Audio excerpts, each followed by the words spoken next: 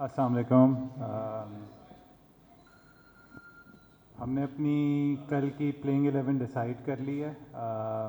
Playing 11 is as follows: Saim Ayub, Abdullah Shafique, Shan Masood, Babar आज़म, सऊद शकील, मोहम्मद रिजवान, सलमान अली आगा, आमिर जमाल, शाहीन शाह अफरीदी, नसीम शाह और अबरार अहमद।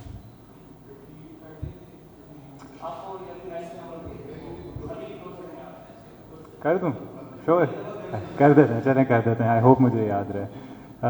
साइम अयूब, अब्दुल्ला शफीक, शान मसूद, बाबर आज़म, Saud Shakeel, Mohammad Rizwan, Salman Ali Agha, Aamir Jamal, Shaheen Shah Afridi, Naseem Shah and Abrar Ahmad.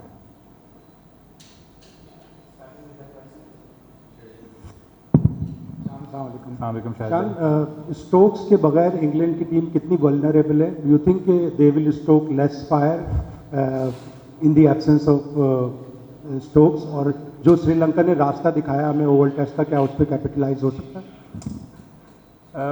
शायद भी देखें, बेन स्टोक्स की जो क्वालिटी है हम सबको पता है कि दुनिया के टॉप ऑलराउंडर्स में वो बेशुमार होते हैं। लेकिन इंग्लैंड ने उनके बगैर भी खेला है, और ना सिर्फ अभी, पहले भी उनके बगैर काफ़ी खेला है। और उनकी स्ट्रेंथ्स जो होती हैं वो एक बंदे से ना कम होंगी, ना मतलब उसमें कोई ऐसा इजाफा होगा। अगर आप उनकी प्लेइंग 11 देखें, काफ़ी बैलेंस्ड है। उनके पास ऑलराउंडर्स हैं जो बैटिंग भी करते हैं, 2 स्पिनर्स भी खेल रहे हैं। जो रूट एक एक्स्ट्रा ऑप्शन देती है स्पिन में, 3 फास्ट बॉलर्स हैं, बैटिंग डीप है। तो जी, उनको लॉस इंडिविजुअल का ज़रूर होगा, लेकिन फिर भी 11 की साइड है, 16 का स्क्वाड है, काफ़ी कंपेटिटिव है। तो श्रीलंका ने कुछ चीज़ें दिखाई, लेकिन देखें ये कंडीशंस कम्प्लीटली डिफरेंट हैं। पाकिस्तान में सीरीज़ हो रही है। अगर हमें किसी चीज़ से लेसन्स लर्न करने चाहिए या इंस्पिरेशन ड्रॉ करनी चाहिए, वो एक तो अपनी जो लास्ट सीरीज़ इंग्लैंड के साथ हुई थी, इस ग्राउंड पे भी हम खेले थे, काफ़ी करीब आए थे टेस्ट मैच जीतने से। तो हमें हमेशा अपने माइंड में रखना चाहिए कि हम क्लोज थे उस सीरीज़ में, अपॉर्चुनिटीज़ थी जीतने की। और वही एक मिस्टेक है जो आई थिंक हमने एज ए टेस्ट स्क्वाड काफ़ी रिपीट की है, जो मेरे टेन्योर में भी हुई है, कि मैच विनिंग पोजीशंस में आके हमसे मैचेस स्लिप हुए हैं। तो हमारे लिए एज ए साइड अपनी स्ट्रेंथ पे फोकस करना है, किस तरीके से हम जो इंग्लैंड की प्लेइंग 11 है उसको टैकल कर सकते हैं और अपनी बेहतरीन क्रिकेट खेलें 5 दिन। कप्तान Gauhar Sheikh, correspondent SG news. England ने हमने देखा है कि टेस्ट में जो है एग्रेसिव क्रिकेट खेलता हुआ आ रहा है, और यही उनकी जीत की वजह भी बन रही है। तो इस हवाले से क्या प्लान बनाया है पाकिस्तान ने, और किस तरह से आपके हवाले से क्या अप्रोच होगी?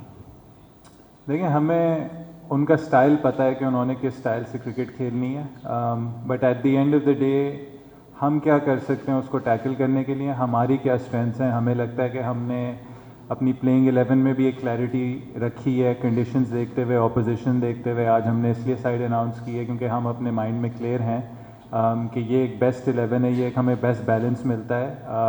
अगर एक आध चीज़ पिन पॉइंट कर सकूँ, आमिर जमाल के आने से हमें सीम डिपार्टमेंट में हमें एक एज मिलता है, प्लस उन्होंने अपनी बैटिंग कैपेबिलिटीज़ भी दिखाई थी ऑस्ट्रेलिया में। और बाकी हमने कोशिश की है कि हम ज़रा सी अपनी प्लेइंग 11 में कंसिस्टेंसी रखें, मौका दें, क्योंकि ये वो इंडिविजुअल्स हैं जिन्होंने पहले भी परफॉर्म किया हुआ है, पाकिस्तान को मैचेस भी जिताए हुए हैं। और बस एक एज ए साइड क्लिक की बात है कि एक हम अच्छा इधर स्टार्ट लें जो हमें as a side test side momentum दे सकती है। अच्छा शान, बड़ा ये पॉजिटिव नज़र आए हैं आपने आज प्लेइंग 11 का भी ऐलान कर दिया है। इसमें देखा जाए तो 8 बैट्समैन आपकी डेप्थ जा रही है। तो आप क्या समझते हैं कि जी, क्योंकि इंग्लैंड का भी इतना वो जो फास्ट बॉलिंग डिपार्टमेंट है उसमें बॉक्स के अलावा इतना एक्सपीरियंस नज़र नहीं आ रहा बॉलर, तो आप क्या समझते हैं कि ज़्यादा रन्स करके आप इंग्लैंड को दबाव में लाना चाहते हैं?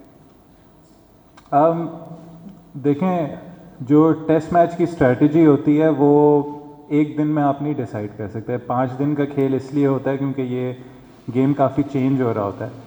तो जब भी आप प्लेइंग 11 या इवन स्क्वाड अनाउंस करते हैं, आप पूरी सीरीज़ को देखते हैं, आप पूरे 15 दिन को देखते हैं, और आप कहते हैं कि जब भी कोई चेंजेस आएंगी सिचुएशन में, जो टेस्ट क्रिकेट में हर दिन आती हैं, हम इन सिचुएशंस को कैसे टैकल कर पाएंगे। जहाँ तक हमारी स्क्वाड की बात की, आप 8 बैट्समैन इसलिए खिलाते हैं, इवन हमें बांग्लादेश सीरीज़ में थोड़ा सा नुकसान हुआ कि 7 के बाद हमें उस तरीके से रन्स नहीं मिले जो हमें आमिर जमाल ने ऑस्ट्रेलिया में दिए थे। तो वो एक चीज़ थी। दूसरी, उनकी 3 मैचेस में 18 विकटें थी, उसका भी हमें लॉस हुआ था कि एक बंदा जो इंटरनेशनल स्टेज में आया उसने परफॉर्मेंसेस दी और फिर अनफॉर्चुनेटली थ्रू इंजरी वो नहीं खेल पाया। सेकेंडली, आपने स्पिन डिपार्टमेंट में कवर करना है, जो हम समझते हैं कि अबरार और सलमान अली आगा के साथ हमें वो 2 ऑप्शंस मिलते हैं। तो आप हमेशा जब भी अपनी फास्ट बॉलिंग आप हमारी देख लें, हमने 3 सीमर्स खिलाए हैं, शाहीन शाह, नसीम शाह, आमिर जमाल के। हम चाह रहे हैं कि हमें हर डिपार्टमेंट में वो कवरेज मिले जो हमें 5 दिन कोई भी सिचुएशन है उसमें हम उसको टैकल कर सकें। जहाँ तक आपने इंग्लैंड की बात की, जी इनएक्सपीरियंस ज़रूर होता है, इनएक्सपीरियंस हमारी टीम में भी है, बट उनके पास जो उनके दूसरे 2 सीमर्स हैं, गस एटकिंसन ने अभी इंटरनेशनल क्रिकेट स्टार्ट की है, उनका स्टार्ट बहुत अच्छा रहा है। ब्राइडन कार्स इंटरनेशनल क्रिकेट खेल चुके हैं इंग्लैंड के लिए, वाइट बॉल खेल चुके हैं, कंसिस्टेंट रेड बॉल बॉलर हैं उधर डरहम के लिए। तो ये वो चीज़ें आप किसी को अंडर एस्टिमेट नहीं कर सकते, और जो चीज़ अननोन होती है उस पर आपको ज़रा वॉचफुली और केयरफुली और ज़्यादा आपने उसको एग्जामिन करना होता है, उसको उसके अगेंस्ट प्लान करना होता है, क्योंकि आपको आइडिया नहीं होता कि जब कोई नया बॉलर आता है उसकी क्या स्ट्रेंथ्स होती हैं, क्या वीकनेसेस होती हैं। तो हमारी कोशिश ये है कि जो भी ऑपोजिशन से प्लेयर उतरेगा उसको फुल रिस्पेक्ट दी जाएगी, उसके स्किल सेट को असेस करेंगे कि इन कंडीशंस में और ऑपोजिशन की स्ट्रेंथ और वीकनेस देखते हुए हम कैसे उनको टैकल कर सकें। शान, एक तरफ आपने 7 जो बैटर्स हैं उनको बरकरार रखा, हालांकि उनकी परफॉर्मेंस उस तरह की नहीं थी जिस तरह होनी चाहिए थी। दूसरी तरफ अगर हम देखते हैं तो फास्ट बॉलर्स का पूरा शोबा जो है वो तब्दील है। तो फास्ट बॉलर जितने आपको कोई उन्होंने क्रिकेट भी नहीं खेली लॉन्गर वर्जन के लिए, फिर भी वो वापस आते हैं बांग्लादेश के खिलाफ, तो क्या उनके ऊपर प्रेशर होगा या आपको एतमाद की वजह से आपने उनको रखा? सोहेल भाई, इसमें थोड़ा सा डिफरेंटली देखना होता है बैट्समैन को, स्पेशली फास्ट बॉलर्स को। बैट्समैन की ऑब्वियसली यही थिंकिंग है कि कंसिस्टेंसी रहे सिलेक्शन में, उनको मौके दें, और कुछ चीज़ें अच्छी भी हुई हैं बांग्लादेश सीरीज़ में। जो दोनों हम पहली इनिंग्स खेले बांग्लादेश में, टॉस हार के, मौसम बारिश हुई थी दोनों पहले दिन, उन कंडीशंस में जाके हमारी जो बैटिंग थी उन्होंने जो पॉजिटिव चीज़ की थी, दोनों इनिंग्स में अच्छा स्कोर एक पुटअप किया था जो फर्स्ट इनिंग्स टोटल थे। जी, जहां हमने एज अ बैटिंग यूनिट गलती की वो सेकंड इनिंग्स में थी।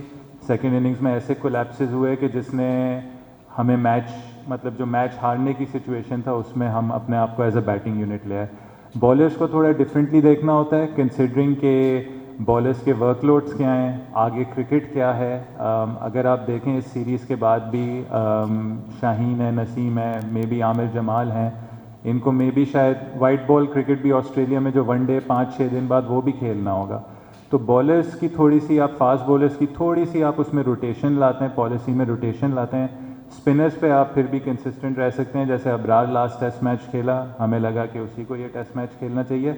फास्ट बॉलर्स की बहुत सारी ऐसी चीज़ें होती हैं, इंजरीज़ होती हैं, वर्कलोड मैनेजमेंट होती है, जिसमें रोटेशन थोड़ी सी बेहतर होती है, और हमें लगा कि शाहीन और नसीम को एक थोड़ा सा ब्रेक मिला, बट ब्रेक भी ऐसा मिला जिसमें वो इन टच रहे अपनी स्किल के साथ, कि उन्होंने चैम्पियंस कप खेला। आई थिंक शाहीन ने मैक्सिमम ओवर्स किए चैम्पियंस कप में भी, तो बॉलिंग रिदम भी उसकी थोड़ी सी उसमें आई होगी। अब हमें लग रहा है कि हमें शाहीन शाह और नसीम शाह फ्रेश मिलें फ्रॉम द बांग्लादेश सीरीज़, के हम उनको ये सीरीज़ स्टार्ट करवाएं। हेलो शान भाई।